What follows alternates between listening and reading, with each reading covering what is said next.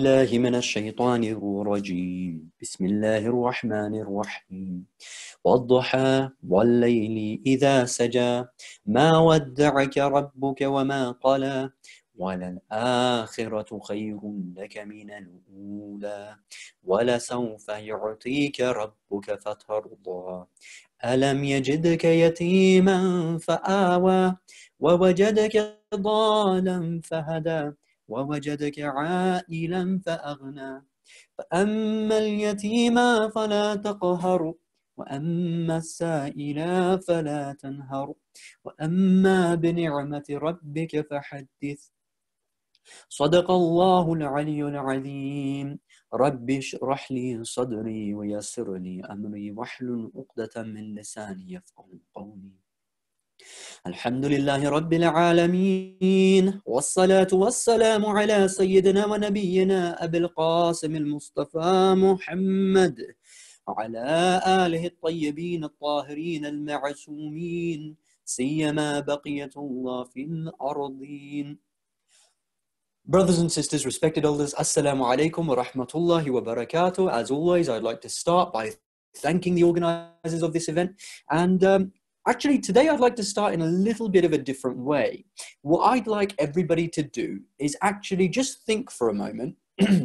and from the beginning of this session up until the end of it, well, we're actually nearing the end of it, by the way, which I'll actually explain in a moment. But since this holy month of Ramadan began, I'd like you to search deep inside and ask yourself, and if you like, write it down. I don't want to say, definitely write it down because it might be a little bit embarrassing for people. But if you want to, go ahead and write it down. Think of just one thing that you have done to advance the cause of Islam. Now, I'm not talking about personal things. So I'm not talking about reciting the Quran, reading Salah, even, working with the family. All of these things are actually personal things that we have done for ourselves. The question I want to ask is, what have you done for the cause of Islam? Now, when I ask this question and I ask you to actually type it in, you might feel a little bit guilty. And why am I asking this question? Well, good. I want you need to feel guilty. There needs to be a fire beneath you, a fire of guilt, which gives you the courage to act on Islam and do something for the cause of Islam. There needs to be a flame right underneath you so it makes you rise up to the challenge of actually serving the cause of Islam. If we look at the hadith, they say things like, if you save one person from the hellfire, if you convert one person to Islam, if you spread some sort of knowledge, then think about the rewards that exist behind it. Jannah will become wajib on you.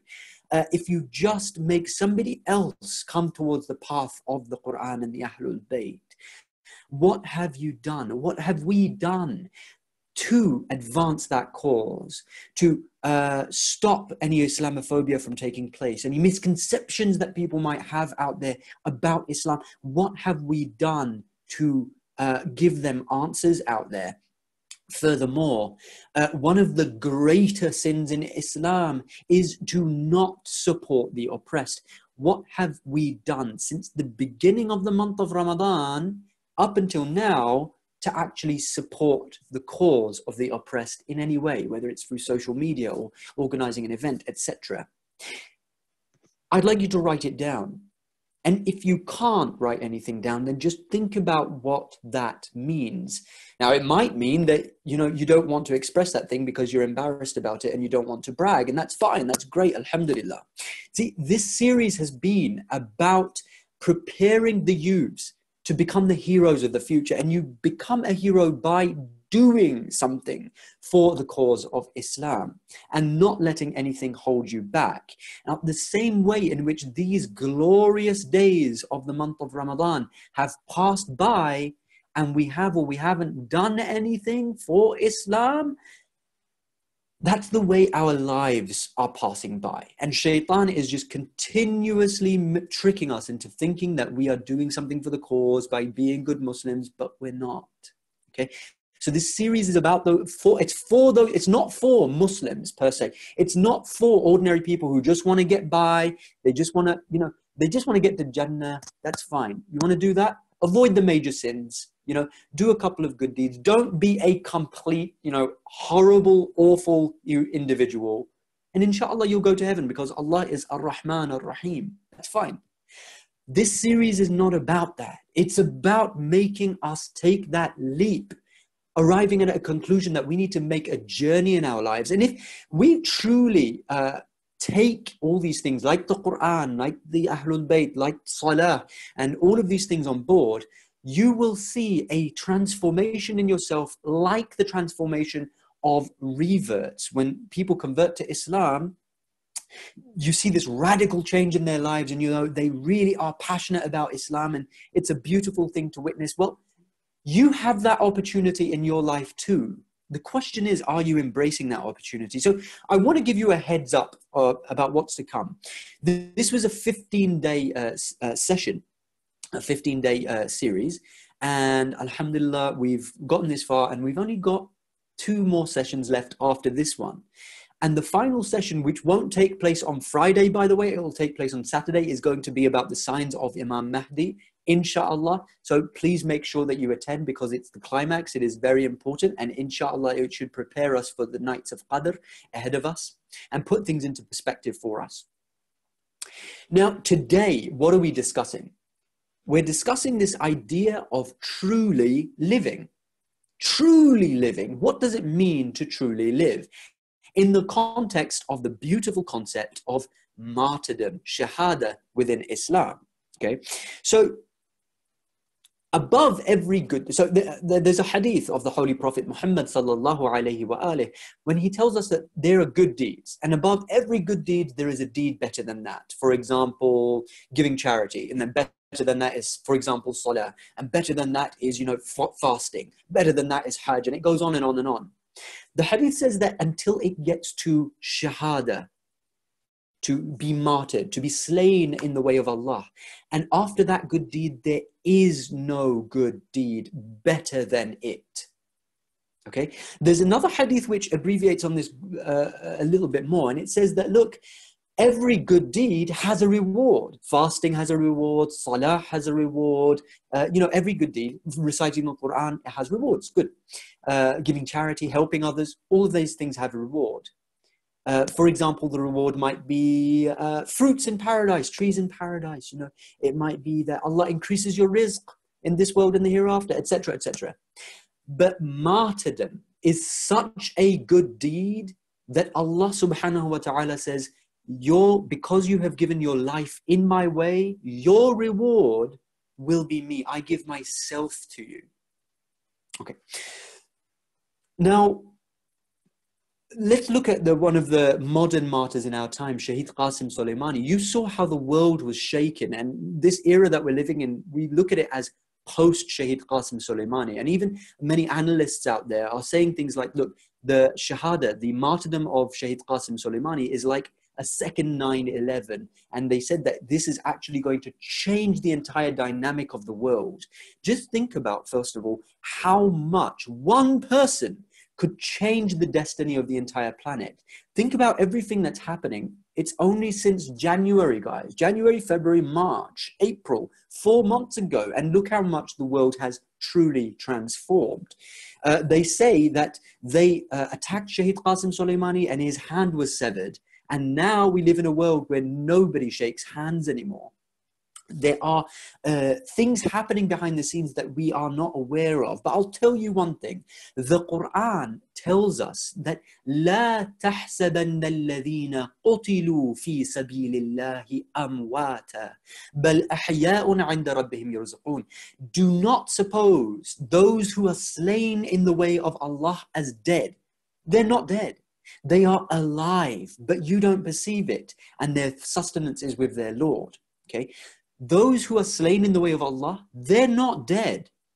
They're actually more alive than me and you, as per the testimony of Allah's words in the Holy Quran itself.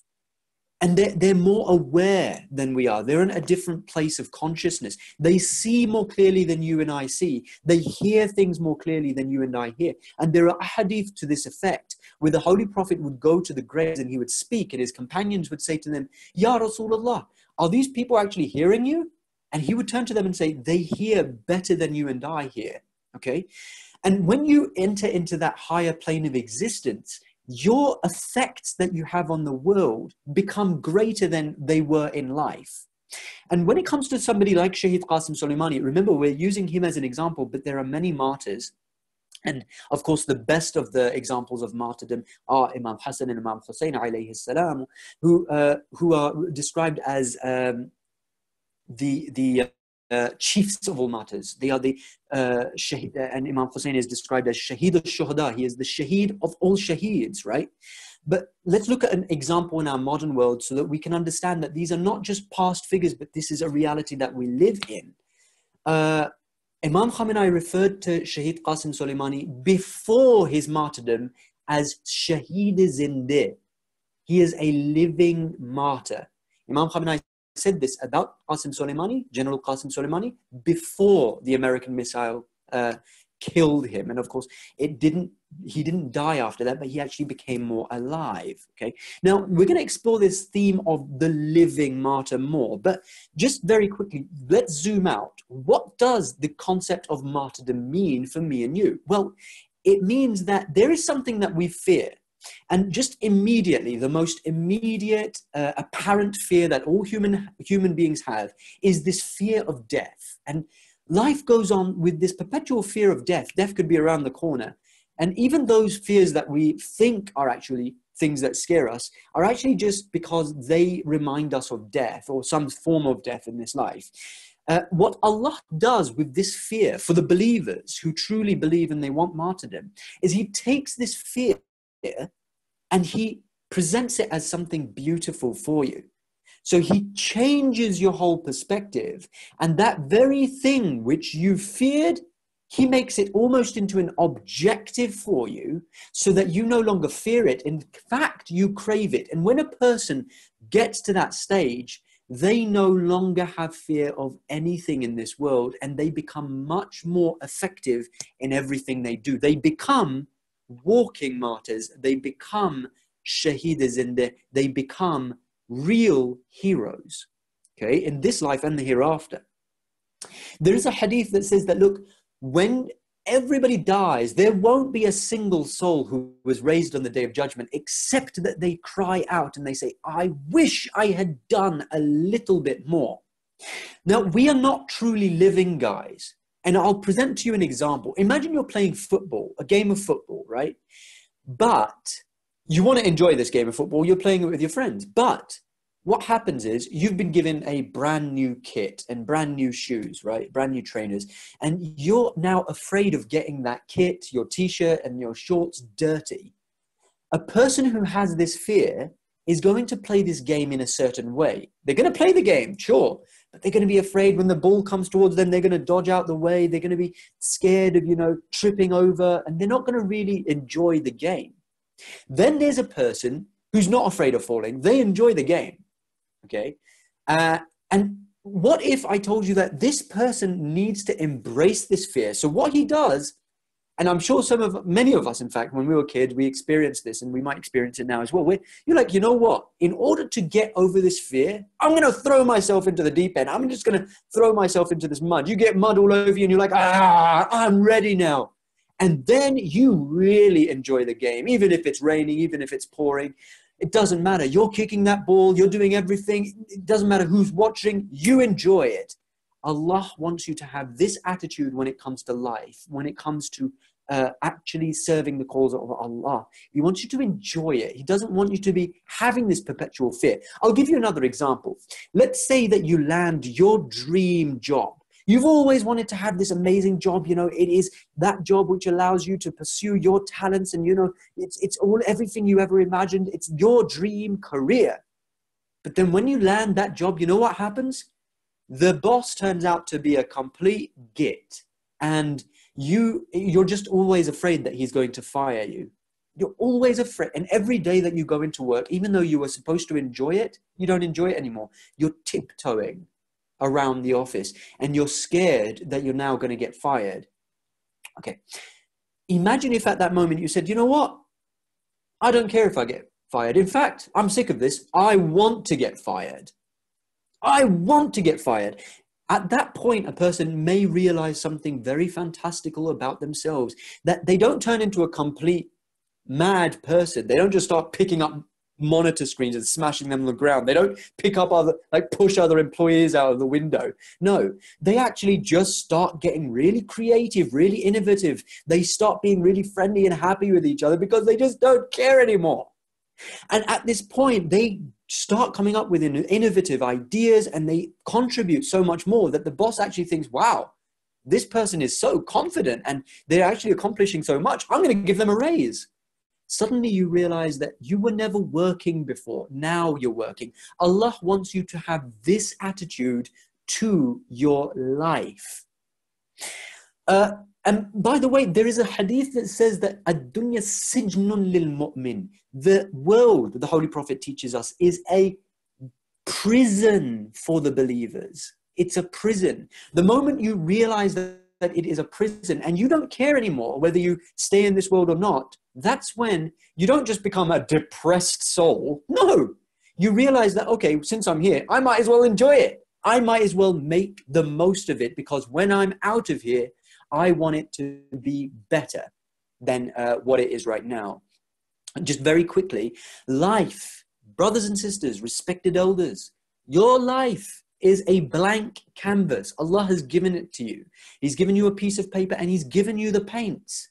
And He said, paint me a beautiful picture, paint whatever you like. And at the end of your life, you're actually going to be raised with your painting. You're going to present this in front of Allah subhanahu wa ta'ala. What do you want to present? And the most unfortunate of us are those who are afraid of actually getting those paintbrushes dirty and afraid of slipping up and making a mess. Those who truly live are those who just paint the picture. And then when you step back, you'll understand ma ra'aytu illa jamila. Because even if bad things or good things happen, doesn't matter, because it's all of those things combined that paint a beautiful picture. And that's why Sayyidah Zainab said, ma ra'aytu illa jamila, I see nothing but beauty, because holistically the life, the journey itself is absolutely beautiful if you live it without this fear. Okay, Allah wants to free us of fear. Now, the Quran tells us, Inna hadaynahu as-sabil, imma shakiran wa imma kafura. We have shown him the way. Allah has shown you the way. You may be thankful or you may be disbelieving. So there's these two binary opposites, to be thankful and to be not unthankful, but to actually disbelieve, because the guidance that Allah has bestowed upon us is a huge blessing. And if we're not thankful for it, first of all, what is thankfulness? Thankfulness is not just saying, Ya Allah, thank you. Alhamdulillah, I'm a Muslim now. No. Thankfulness is taking what Allah has given you, whether it's your sustenance, whether it's your resources, whether it's your family, whether it's your time, your talents, whatever you have. And because you're thankful for it, you give it in the way of Allah. And through this, Allah will grow you until you get to the stage where you can say, Allah has given me my life. I want to give my entire life in the way of Allah. And look, there were revolutionaries who came to Imam Khamenei and they said, you know what, we're tired. We're always working so hard for the cause of Islam. And, you know, we're giving everything. How much more do you want to give? Imam Khamenei says to them, you don't have the right to talk like that. You can't say this, because your entire existence belongs to Allah. Your wujud, your entire existence belongs to Him. No matter what you do in the cause of Allah, it will still not be enough. And whatever you do, by the way, you're not doing it for Allah. Allah is not going to be benefited in any way. He is ghani. Wallahu ghaniyyu wa antumul fuqara. Allah is free of all need. And you, the Quran says, you are the ones who are in poverty. Allah wants you to free you. And until you start truly embracing life and get rid of your fears, you will never experience thankfulness. You will go on living a life of perpetual fear And that is a form of disbelief, because you're afraid of making that leap of faith, because you're actually afraid that Allah won't be there to catch you, while he's assured you that he is. The Quran tells us, in tansurullaha yansurukum wa yuthabbit aqdamakum. If you help Allah, if you help his cause rather, he will help you and he will make firm your feet. Now, there is an attitude which exists within the Muslim world. When it comes to anything secular, you'll notice in our careers, we're working really hard, we're getting promotions, we're there on time. When it comes to secular education as well, you know, our parents even put so much emphasis on it. You know, make sure you get all those best grades, you're there on time, you do everything right. You know, our attitude when it comes to all of these things, which by the way are all about crafting our dunya. They are all about career, money. It's about money, you know, status in life.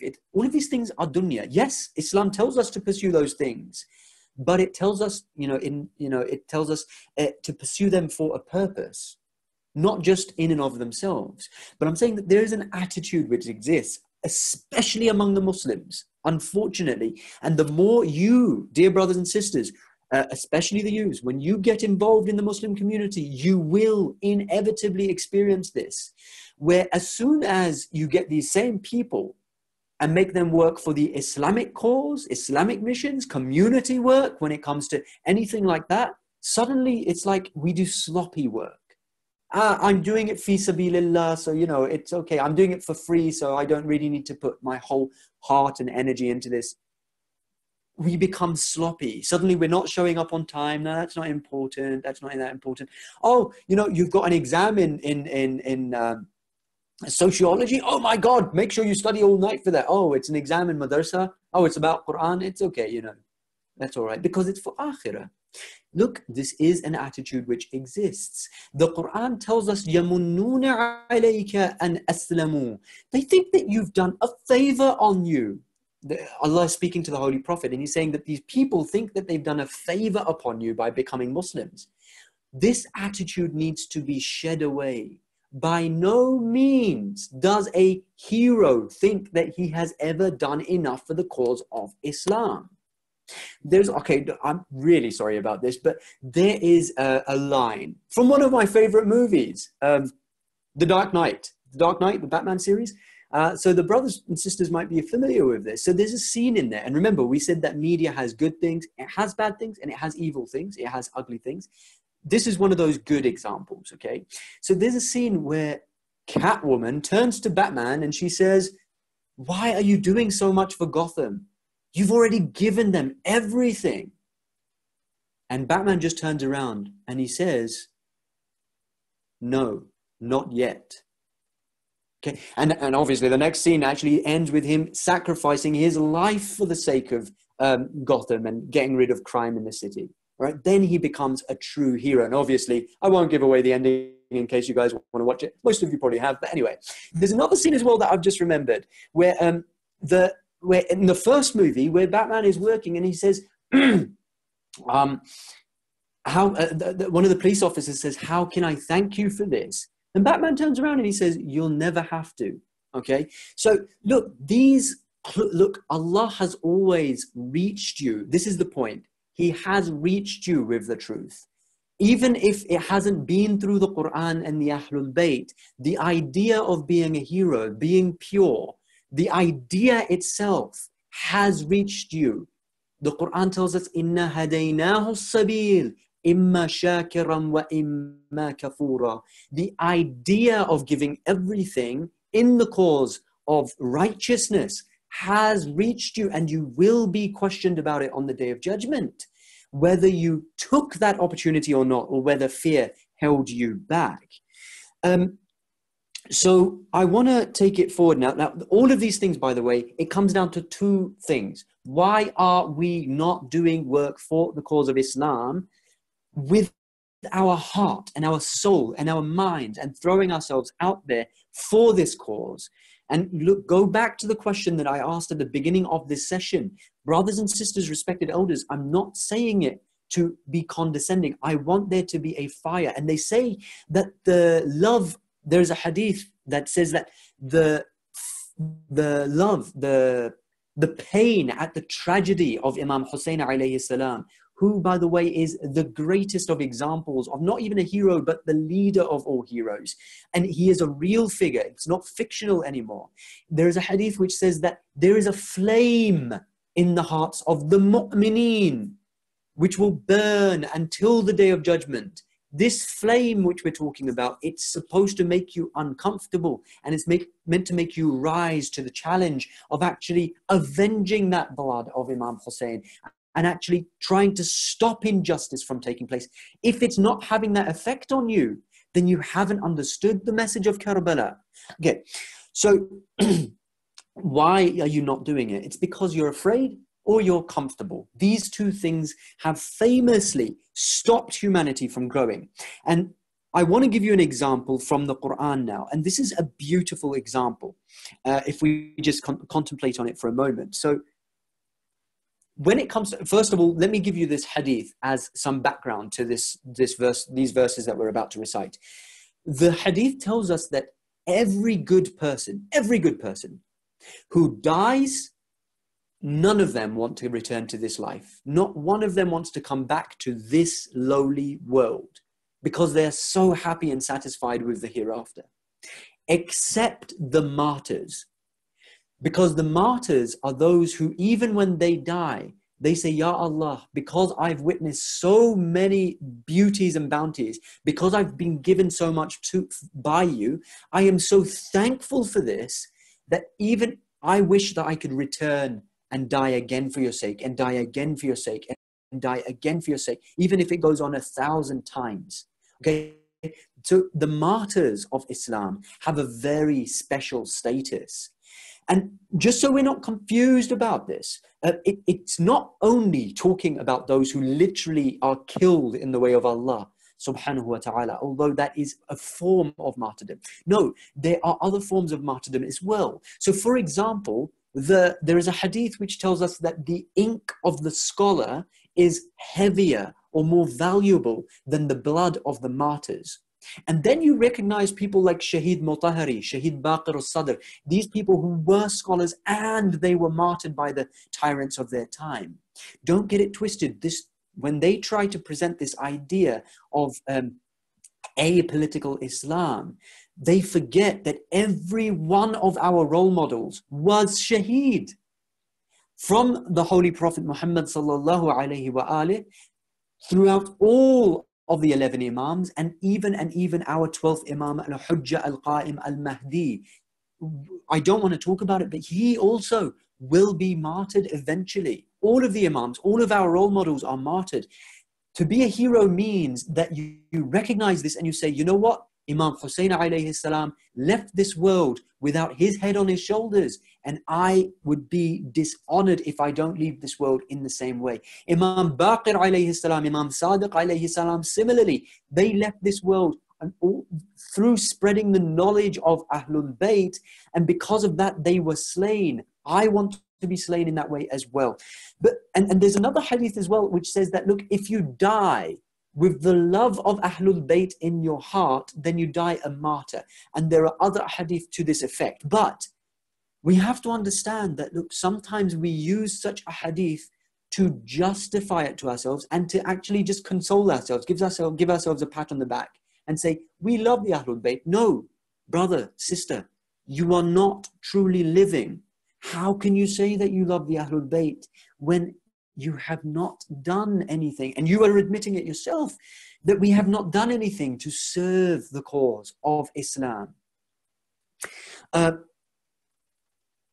Okay, so these verses now. The Quran tells us, فَأَمَّا إِذَا مَبْتَلَاهُ رَبُّهُ فَأَكْرَمَهُ وَنِعَّمَهُ فَيَقُولُ رَبِّي أَكْرَمًا. Allah says in the Holy Quran that when we bestow a favor on man and we give him rizq, he says, Rabbi Akraman, my Lord has honored me. Allah is showing us the attitude of human beings generally here. My Lord has honored me. Okay? And this is the attitude that many of us have. Remember, we're saying that there are things which hold us back from reaching our true potential. One of them is comfort. Here's where comfort comes into it. My Lord has honored me. Remember, we're not talking about those who are not Muslims and don't believe in Allah. No, we're saying that there are people who, when Allah bestows a favor on them, they say, this favor is mine. It's mine. Allah has given me this rizq. Allah has given me this favor. I have an honor in the society. I have this. It's mine. I can choose to do what I want with it. The moment, why should I spend it in the way of Allah? The moment we have this attitude, we've failed, we've missed the point. We had a golden opportunity to give everything in the way of Allah, and we didn't. Nothing belongs to you, dear brothers and sisters. Respected elders, nothing is yours. No, your children don't belong to you. Your wife doesn't belong to you. Your husband doesn't belong to you. Your rizq does not belong to you. Your life doesn't belong to you. It has all been given to you by Allah. And those who are truly thankful will be prepared to give it all in the way of Islam. Okay, so this is the first kind of attitude. Rabbi akraman, my Lord has honored me. Right? They believe in Allah.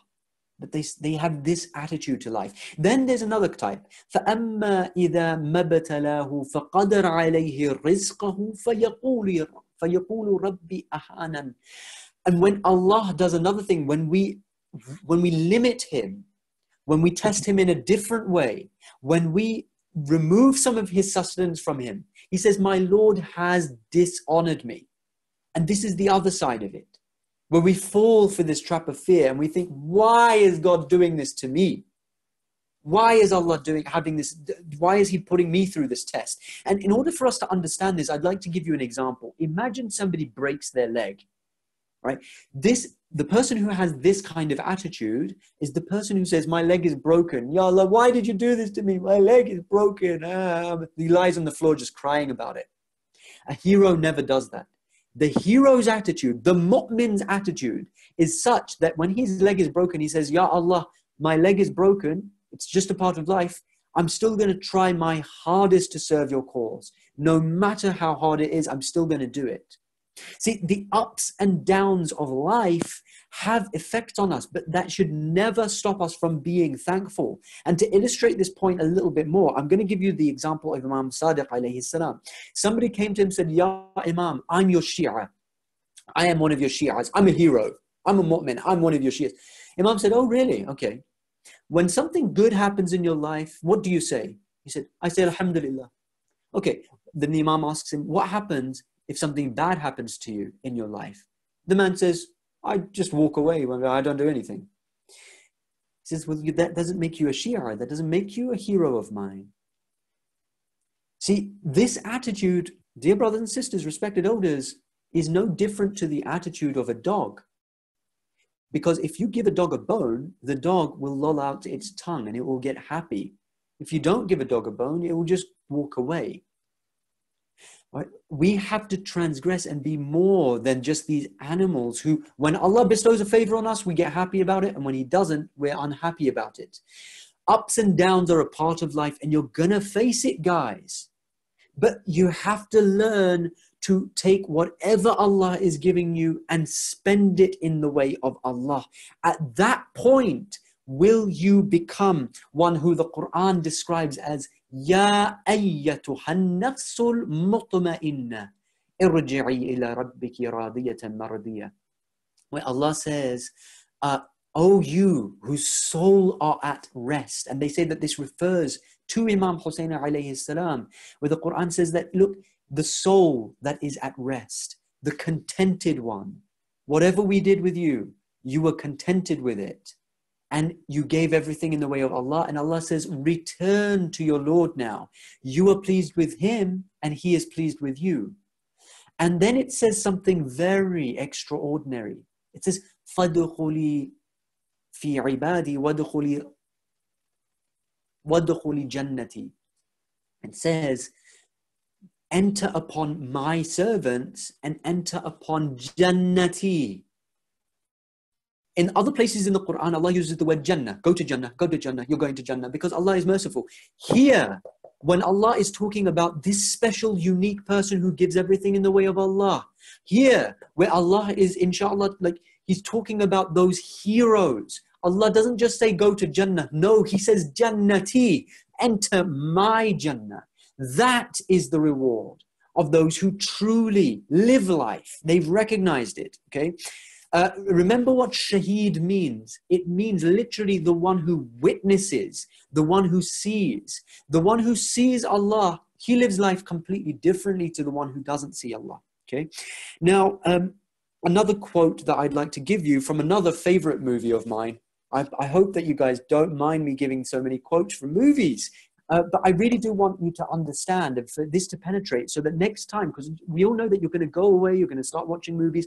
I want you to see that there are hints that are universal. When Allah says, فَأَقِمْ وَجْهَكَ لِلدِّينِ حَنِيفًا, when he says that turn your face to the upright religion, and he describes this fitrah that you have been created upon, this divine innate nature, it is something that all human beings have deep down inside, and it is undeniable. Islam is making it apparent for you, but it's actually undeniable. It's there. So this movie is The Matrix, which incidentally is all about freeing the mind.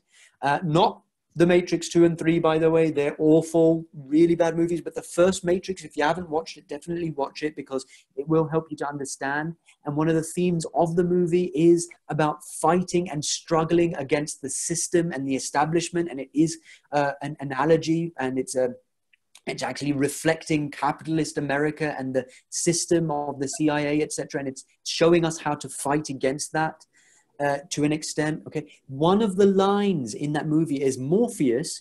For those of us who have seen the movie, one of the characters, he's like the teacher of Neo, who's actually the hero. He becomes the hero in the movie. Morpheus tells him that, look, there is a difference between knowing the path and walking the path. We all know the path. Inna hadaynahu as-sabil. Imma shakiran wa imma kafura.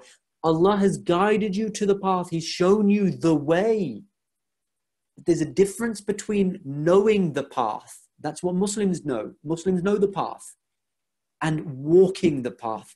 To be a hero, to be a mu'min, to be a shaheed means to walk the path. It means to walk the walk, not just to talk the talk. And I'd like to end with this very simple code by which, inshallah, we live our lives by. And the code is this: live like Muhammad, fight like Ali, and die like Hussein. And there's also, if we read Ziyarat Ashura in there, you can read Ziyarat Ashura at any time, by the way, but you don't need to just recite it at a certain time. Read it with the meanings. And this is actually compelling us to fight and actually become the heroes of tomorrow, like Imam Hussein alayhi salam. I know I've gone over my time, but it says one final thing. There's a prayer in it. وَاجْعَلْنِي فَاجْعَلْ مَحْيَايَ مَحْيَا مُحَمَّدٍ وَآلِ مُحَمَّدٍ وَمَمَاتِي مَمَاتَ مُحَمَّدٍ وَآلِ مُحَمَّدٍ. Oh Allah, make my life the life of Muhammad and his progeny, and make my death the death of Muhammad and his progeny. May Allah help us, inshallah, to overcome these fears and to truly embrace life's full potential. And may He help us, inshallah, to overcome every hurdle that we have in our lives and to truly embrace this golden opportunity, which only comes once, to actually serve the cause of Islam and to become one of those elite soldiers of Imam al-Hujjah al-Qa'im al-Mahdi. عجل الله تعالى فرجه الشريف ببركة الصلوات على محمد وآل محمد.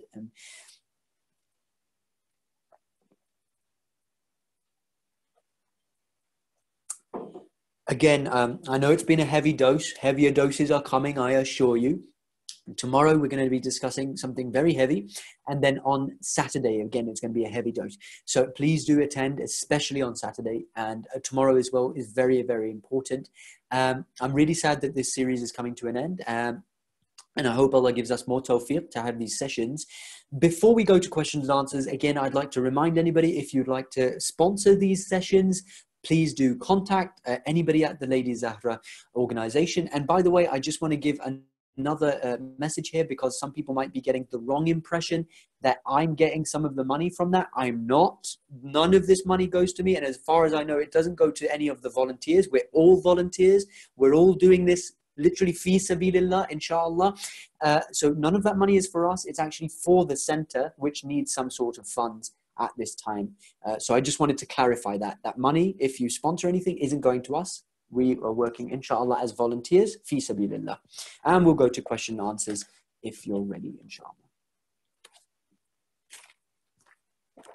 So, Brother Muzaffer, how do you want to proceed? You want to have questions from yesterday's lecture addressed first, or today's questions?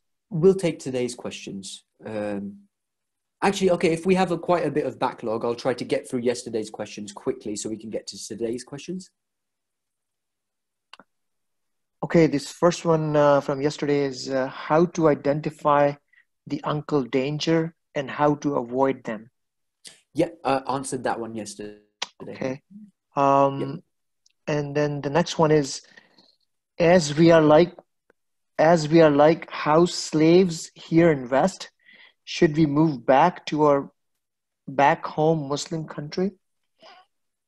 Oh, yes, definitely. I mean, look, this is a bit of a new concept, although it shouldn't be. See, if we were from the beginning connected to the Quran, we would notice that a lot of what the Quran is talking about is actually about migration for the sake of Islam. Migration is actually the sunnah of the Prophet. He migrated when he was oppressed by the Meccans, and he migrated with his people, and he went to Medina. Migration is a big part of Islam. If you look at what the majority of our maraji' actually tell us about migration to non-Muslim lands, it's haram. And it doesn't matter which marji' you follow, whether it's Agha Sistani, whether it's Imam Khamenei, whether it's Balgha Makarim, doesn't matter. All of the marjas say the same thing because this is a core Islamic principle. Now, immediately you might ask the question that, well, how come I haven't heard about it? Well, because you're living in an environment where you have to understand the scholars have perpetuated this idea of comfort in the West. And a lot of the times, people are not ready to hear a lot of what Islam is really about. And people don't want to hear those real truths. If we're moving to a place which is non-Islamic from a Muslim environment, that is haram. So, and most of us, by the way, most of us listening are probably migrants from Muslim countries, whether you've come from Pakistan, whether you've come from Iraq and Afghanistan, etc. We've actually migrated from those Islamic countries. We've come to the West. And now what's happening is we're actually serving the Taghuti systems in one way or the other. Paying taxes is one way to look at it. Or we're actually... our iman and the iman of our youths is actually weakening, and they are being exposed to all sorts of sins. Islam does not promote the idea of throwing yourself into bad environments and then saying, oh, look how good we are because now we're surviving. Remember, we gave the example of Hazrat Yusuf, the Prophet Yusuf. Even a prophet, he didn't stay in the room with Zulaykha. The Quran tells us that he ran towards the door. You're supposed to try to get out of those environments. But that's one side of it, right? And what I'd like to say here as well is that, look, just recently, Khafila went to Agha Sistani and in Karbala before this whole virus thing kicked off. And I have heard it from one of the people who was actually at that Khafila. One of the pieces of advice that Agha Sistani gave is that, look, if you're in the West, get your education, but get out. Your ultimate aim should not be to live there forever. And I remember, and it actually reminded me from when I was very young, because when I was younger, Agha Sistani was my marja'. I remember hearing that he actually said, those who are living in the West, keep one foot in your home countries because there will be a time where you need to get out. Okay. And I think with this new context in place with coronavirus and the shutdown and everything, people's eyes are opening up a little bit. But yeah, no, definitely. If you can get out, definitely get out. This is the sunnah of the Prophet. It's the sunnah of prophets like Musa. You know, they left the land of Fir'aun. And those who said, no, no, I'm comfortable here, well, they got left behind. It was those who migrated with Bani Israel and with Musa who were successful. Those who stayed behind with Fir'aun, they actually, you know, history doesn't even talk about them, or they perished. It doesn't matter. And Imam Khamenei has actually defined the Pharaoh of today as America, particularly. So definitely, if you're living in America, or if your governments are supporting America, which is Shaitan-e-Buzurg, it's the great Satan of today, have no doubt. It is preparing the grounds for the coming of the Dajjal, and the populace is getting more and more brainwashed. Get out, trust me, now, before the economic collapse completely takes place. Don't invest in America, definitely. And this applies to other countries as well, like the UK. And I would also like to advise the dear brothers and sisters in Canada also. Look, even if your government is not per se the great Taghut or anything right now, your government is at the end of the day a kind of a puppet regime of America. But you know what? If your youth's listening to this right now, these words might not make sense. But inshallah, as the time passes, these things will start to make sense. Islam never came to put you in your comfort zone. It came to make you take those efforts and take those leaps of faith so that you will progress. Inna ma'al usri yusra. Surely with difficulty is ease. So even if it is difficult to do certain things for the cause of Islam, you need to undergo those things in order to actually arrive at that ease and that comfort in life and the hereafter. Yeah. Okay, sorry, I've gone over. Okay, this next one is how do we get... Sorry, brother. Sorry, let me just quickly say this as well.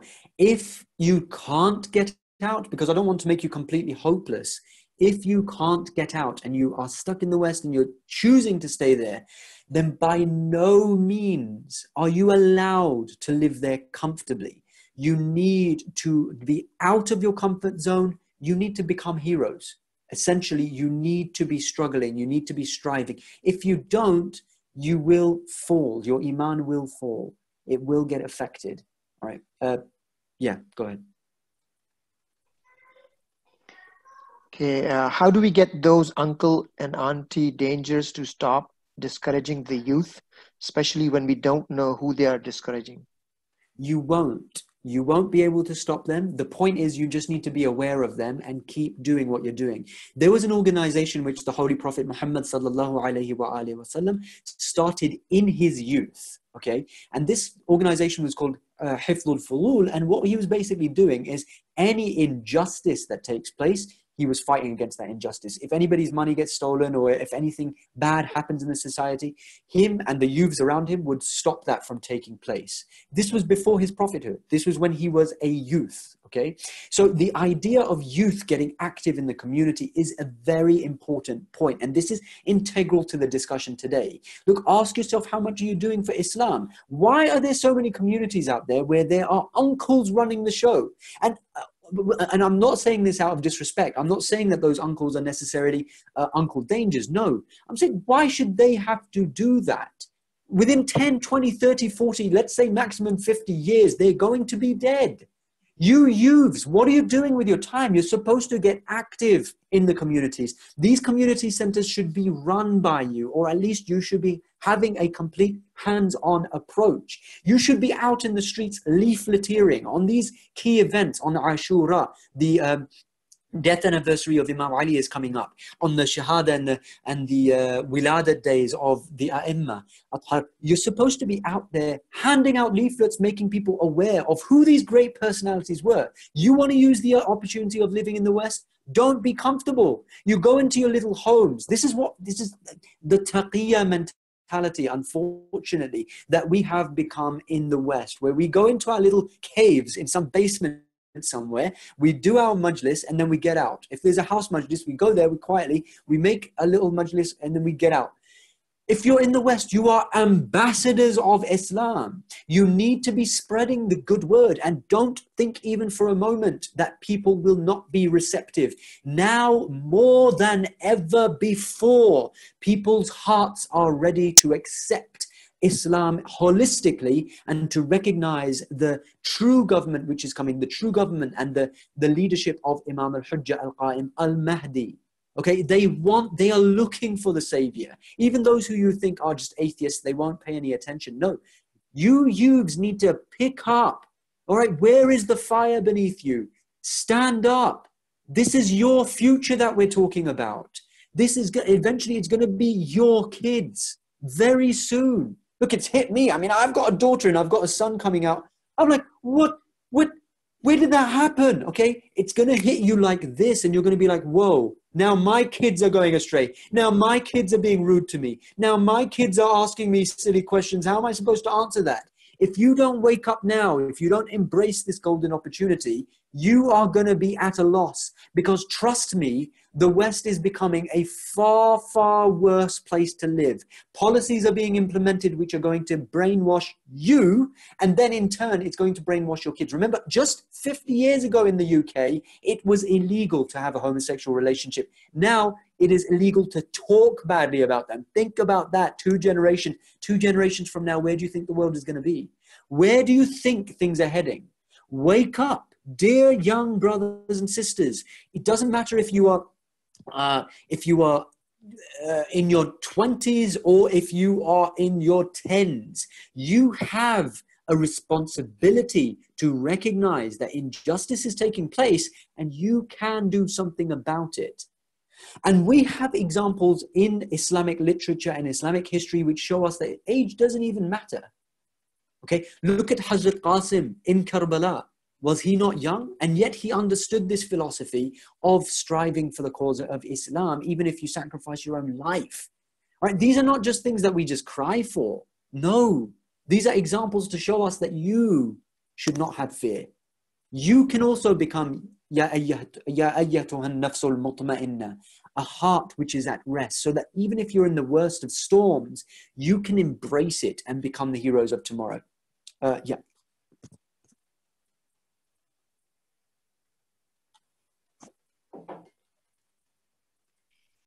Yeah. Okay, this last one from yesterday was there are hadiths about the signs, minor and major ones, happening before the Zahur of Imam Mahdi Ajallahu Ta'ala.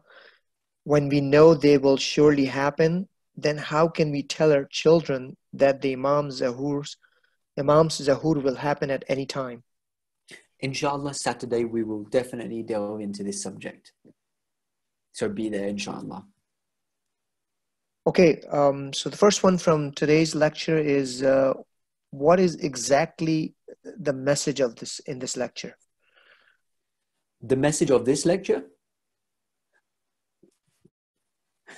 The message is give everything you can. In fact, it doesn't matter. It doesn't make any difference to me. It doesn't make any difference to Allah. You need to truly live. All right. And you're not living right now. That's the point. Okay. You're living a life of fear. Fear does a lot of things to a person, right? It's not just about, opposing the enemies. It's not just about that. Fear actually stops us from being nice to each other.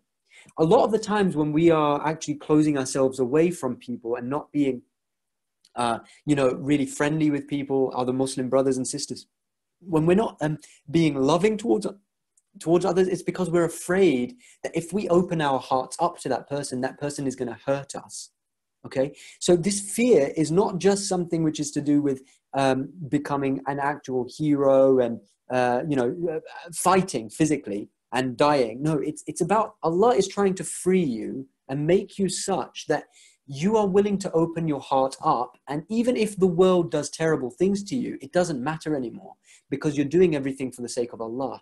Allah wants you to live your life in that way. This is where the hadith of Imam Ali alayhi salam comes into the picture, where he says, be like the flower which gives fragrance even to the hand which crushes it. Okay, so fear will not allow you to become that flower. Fear will stop you. It will stop you from making the most of this world and the hereafter. So, and one of the things that Allah does to rid fear from us is He inspires in us a desire for martyrdom. When a person desires that martyrdom, he no longer fears anything. And in fact, he actually craves getting closer to Allah. This is what true belief is really about, because ad-dunya sijnun lil mu'min, it's actually a prison. And when you realize that death does nothing but free us, it means that you can spend your time in this prison most effectively. Okay? And you realize that it's a golden opportunity and you embrace it fully. Allah wants you to live your life to its fullest potential so that you can present your life to Him on the Day of Judgment and say, Ya Allah, I tried. And be proud of it and say, Ya Allah, this is my book. Because you know, the Quran tells us that some people will be given their books in their left hands and some people will be given their books in their right hands, right? The left hand people will be really upset. They will actually be going to hellfire because their book is full of just fear and anguish and pain and the misery that they've afflicted on others and countless sins and not being heedless of what they're doing with their lives and being heedless of Allah subhanahu wa ta'ala. But those who are given their books in their right hands, they will be pleased and they will go to heaven. Now, you want this book to be something proud, that you can say, Ya Allah, this is my book, this is my life. You would want other people to read it. This is what I did. This is so cool. Look, this is what I did. You want to have that attitude on the Day of Judgment. But if we are not truly living and we're just constantly afraid of serving the cause of Islam, we're never going to be proud. We're actually going to be like, yeah, this is my book. I mean, I did okay. Life is a test. Imagine if you pass with flying colors. Passing with flying colors would be shahada. You've actually witnessed Allah. You've actually done everything that you could do with your life. Okay. Next question. Can you please go through in short of the hadiths that shaitan is locked up during the month of Ramadan-e-Kareem? To what extent is true? I would just like to know if it's 100% a fact. I don't know about that, brother. I've heard about it and I've grown up hearing about it, but I don't know if it's true because Israel is still bombing Palestine and America is still doing everything that it's doing.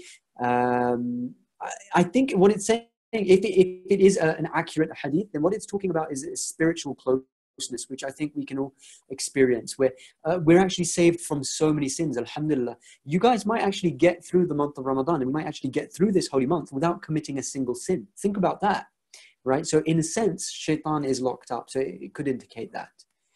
But as per its authenticity, I'm not sure, and about its actual meaning as well, I don't know. Okay, next one. We all have some beautiful and unique specialities. Unfortunately, most of the people don't able to identify those qualities and bring it to action. How to identify our uniquenesses and bring it to action and contribute in the cause of Ahlul Bayt. Alayhi salam. Yeah, okay, so there are some people who know what their skills are.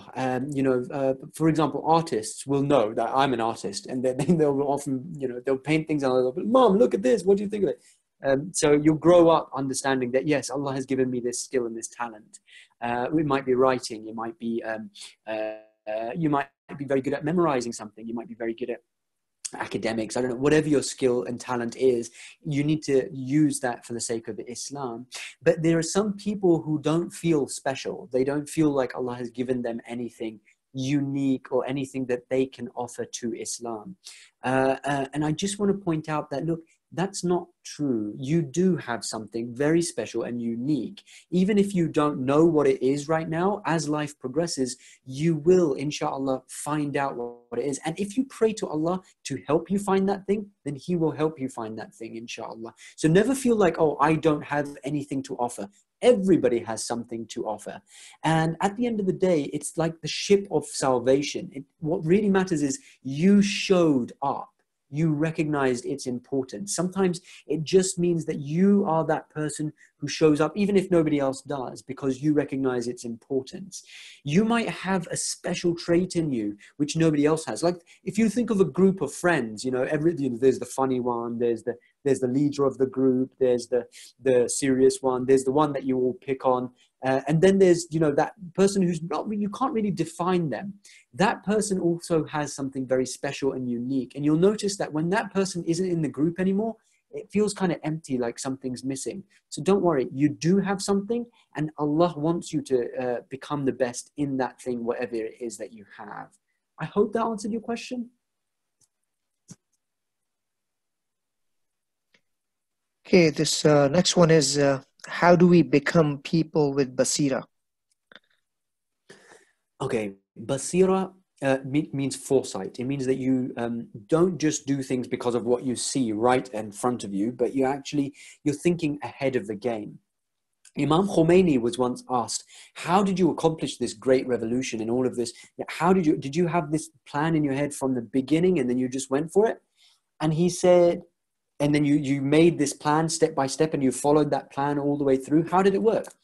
And he said, no, it didn't work out like that. So I had this plan. And this is always, by the way, been the plan of Islam, even from Adam up until now, the establishment of a just Islamic government and civilization has been the plan from day one.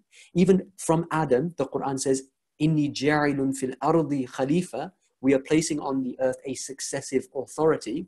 So the establishment of the Islamic Republic of Iran is actually precisely that. It's always been that dream. And I believe it was Shahid Baqir al-Sadr, one of the great scholars in Najaf at that time. He said that Imam Khomeini has accomplished the dream of all of the prophets and Anbiya, right? So that is what that is. And he said that we always had this plan and this ambition from day one. But when it came to implementing that plan, how did we go about it? It was like I only had a little lantern and it only illuminated what was around me. I had a vague idea of where we're going, but I didn't know the full extent of where to tread. And I took one step and then I saw if there's any barriers. Okay. And then I kept on walking with this tiny little light, kept on walking. I saw some things in my way. I moved out of the way. I saw an obstacle. I got around it. And then eventually it took me there. Okay. So basira is about having that castle. And there's this saying that we have in the West. We say the castle that you're dreaming about, the castle in the sky that you've built up in your mind is a reality, but now you need to build up towards it. Okay. You need to build the steps, the foundation build, and then Allah will give you that thing. So this idea is that you need to have a goal, an ultimate goal and ambition in mind. For us, it is that Imam Zaman, Imam Mahdi himself actually comes and restores justice in the world. Now, if he wants to restore justice, and that's been the goal, and the government has already been established, the revolution has already occurred, but there's still a lot more that needs to be done because the Islamic civilization needs to be established. There's lots of work, we need to make advancements. People need to become aware of Islam everywhere in the world, etc. What do you need to do? Well, you need to serve the cause of justice. You need to oppose injustice. Imam needs those soldiers on the ground, and you have the potential to do that. So have that ultimate dream in your mind, have that castle in your mind, but then look at your circumstances and work according to that. Always be trying to get towards that ultimate ideal, but also look at your current circumstances and take those steps in accordance to that. Eventually, Allah will take you there, okay? And when you act in this way, you have basira because you're looking and you recognize the ultimate goal, and at the same time, you're looking at your personal circumstances. Allah will guide you to it. Every day, Allah is asking us to say, Ihdina siratal mustaqim. Guide us to the right path. It doesn't end with being Muslim, being Shia, being Sunni. It doesn't matter. Allah is telling you to pray to guide us to the right path so that we can find it. We're still searching. Every moment of our lives, we're searching for it. I think we'll take one more question or maybe two more. It depends on how quick it is.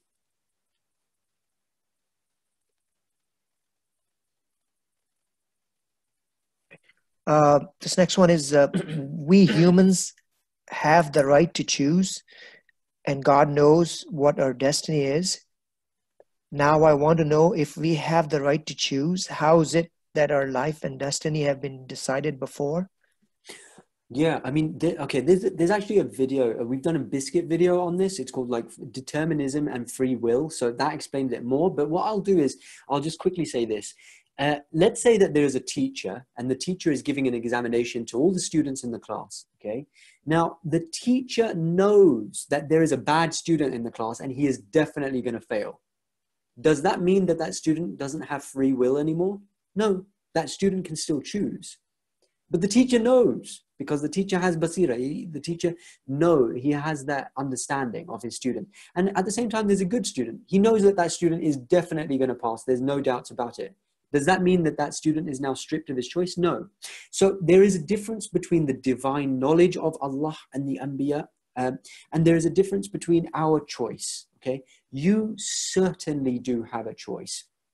Now, very quickly, there is a level of being bound. We are, to an extent, we're not absolutely free. Absolute freedom does not exist. Because there were two schools of, in fact, I'm not even going to go into that. That's going to get very, very complicated. But basically, I believe it was Imam Rida alayhi salam.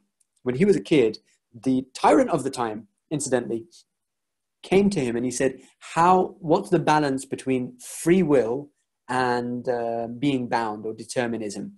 And the Imam told this king, this tyrant, said, stand on one leg. And the king said, okay. And he lifted up one leg. And then he said, okay, now lift up the other leg. And the king said, I can't. He said, this is the balance. So you have the ability to do certain things, but you are restrained at the same time. So it's in the middle way right here, okay? So, yeah.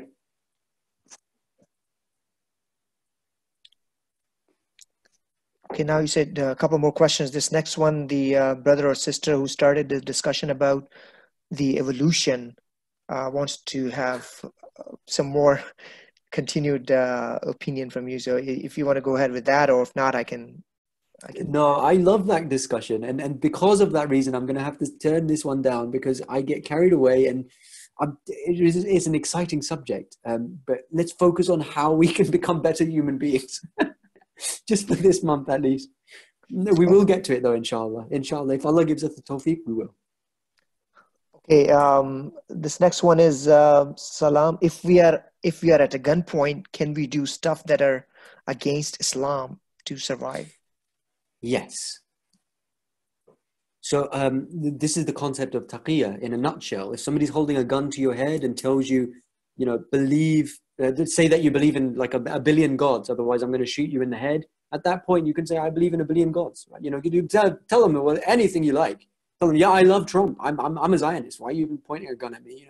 That's fine, because your life is important. Your life is valuable. But what it really comes down to is, at what point is Islam going to be threatened? Because we're using this as a premise to say that your life is valuable for the sake of Islam. If you think, because immediately you're going to think, well, why didn't Imam Hussein alayhi salam do that? And the answer is because there comes a point where Islam itself is threatened. When Islam is threatened, it becomes wajib on, especially the leaders of the community, to even sacrifice their lives as long as Islam survives. Okay? So, yeah. In short terms, yes. If somebody's holding a gun to your head, yeah, definitely. Just tell them, whatever you like. Tell them whatever you like to save your life, because your life is important. Your life is valuable. Okay, why do we put hands on our heads while we take the name of Imam Mahdi Ajallallahu Ta'ala? Just simply out of respect. I used to think when I was growing up that this means we're giving salam, because in Indo-Pak culture, we're taught that when you say salam to elders, you put your hand on your head. But then I found out that the philosophy behind putting your hand on your head is actually to say that this head belongs to you. I belong to you completely, Ya Imam. But it's just generally out of a kind of respect. It's not wajib or anything like that. So, yeah. One final question, and I think I need to run to Suhoor. Okay, do you think the hijab is a tool of empowerment even for men and women that are forced to practice it in places like Iran? Absolutely. Hijab is a tool of empowerment because, see, this is a lengthy discussion and I wish we had more time to discuss these things. But we have to understand the psychology of men and women, which for the longest time was not understood. But obviously the prophets and imams did understand this psychology. The power of a woman to have influence in society is incredible. She can actually change everything. Even if you look at theorists like Karl Marx, he said that, look, nothing can be accomplished in society without women, or something to that effect. And then if you look at people like Imam Khomeini and Rahbar, Imam Khamenei, they say that, look, your hijab is your empowerment. And without women, this Islamic revolution would not have been able to take form. Okay, so definitely the hijab is a form of empowerment. And even if it is state imposed, by the way, if the state is saying that, no, it is illegal to remove your hijab, even then it is a sense of empowerment. Because if I give this example, I'll try to give this example in a way that the older audiences will understand a little bit better. There were times throughout history where, in order to assert dominance, for one culture to assert its dominance over another culture, that culture would take its women. So if you go and look at what Genghis Khan did, for example, if any of the brothers and sisters listening are aware of what Genghis Khan and the atrocities that Genghis Khan actually committed were, you know, they imposed themselves on the women of the society. Because if you take the women of a society, it is like the men of that society become weaker. It weakens their morale, and it actually makes them feel like their purpose, because the psychology of men is to naturally be the protectors and maintainers of women. And if they fail in that purpose, then their psychology actually comes down. So by protecting the hijabs of a nation, which at this time is actually representing Islam, generally pure Muhammadan Islam, you're actually protecting that nation and those people from outside influences, from the gazes of other men, and etc. Because look, the world is a very, very filthy place, and it is full of horrible, horrible men.